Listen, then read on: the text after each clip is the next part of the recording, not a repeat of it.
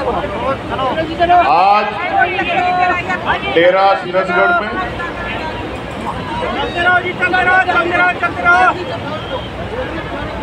हमारे इस ऐतिहासिक तीर्थ की 21वीं स्थापना दिवस के अवसर पर मुझे यहाँ आने का मौका मिला है और एक बहुत बड़ी संगत भी हमेशा की तरह यहाँ उपस्थित है। मैं सबसे पहले तो 21वें स्थापना दिवस की आप सबको बहुत बहुत बधाई देता हूँ और ये प्रार्थना भी करता हूँ सदगुरु रविदास जी महाराज से और हमारे वर्तमान में जो हमारे आदि शक्ति हमारे गुरु सदगुरु नरेंद्र दास जी महाराज जो गद्दी नशीन हैं डेरा बल्ला से, मैं उनके चरणों में भी प्रार्थना करता हूं कि ये डेरा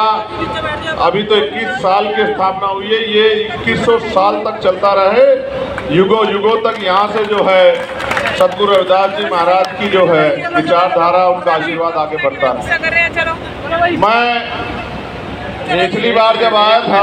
तो महाराज जी से कह के गया था कि मैं कोशिश करूंगा कि अगली बार जब आऊं तो राजकाज में कुछ हिस्सेदारी करके आऊं। ये अच्छी बात है। महाराज जी ने भी कहा, महाराज मनदीप दास जी और बड़े गुरु जी सदगुरु नरेंद्र दास जी का आशीर्वाद और तमाम संतों गुरुओं का आशीर्वाद मेरे ऊपर लंबे समय से है। मैं बहुत जिम्मेदारी से इस बात को कह रहा हूं कि इनके आशीर्वाद से एक लड़ाई हम लोग जीतने में कामयाब हो पाए और ये लड़ाई मेरी लड़ाई नहीं थी, ये लड़ाई बेगमपुरा राज को इस देश में स्थापित करने की लड़ाई थी। मैंने पिछली बार भी कहा था, उससे पिछली बार भी कहा था कि एक दिन आएगा ऐसा कि जब भारत में सदगुरु रविदास जी महाराज का जो सपना था बेगमपुरा राज, ऐसा चाहूं राज में जहां मिले सबन्नु अन्न और छोट बड़े सब संब से रविदास रहे प्रसन्न, ऐसा राज जहां कोई ऊंच नीच ना हो, जहां कोई छोटा बड़ा ना हो, जहां कोई भेदभाव ना हो, किसी को खाने के लिए अन्न की, तन ढकने के लिए कपड़े की, सर ढकने के लिए छत की, पीने के लिए पानी की कोई दिक्कत ना हो, किसी बहन बेटी का अपमान ना हो, किसी को कोई छोटा बड़ा ना हो, कोई बहुत अमीर कोई बहुत गरीब ना हो, सब लोग इज्जत से जिए, ऐसा राज आना चाहिए। मैं तो उसका पहरेदार बनके, रविदासिया कौम का पहरेदार बनके अपनी जिम्मेदारी को दिल्ली की पार्लियामेंट में भी और देश के हर कोने में भी जो है उस जिम्मेदारी को अदा कर रहा हूँ। और मेरा विश्वास है कि जिस दृढ़ संकल्प से हम लोग लगे हुए हैं,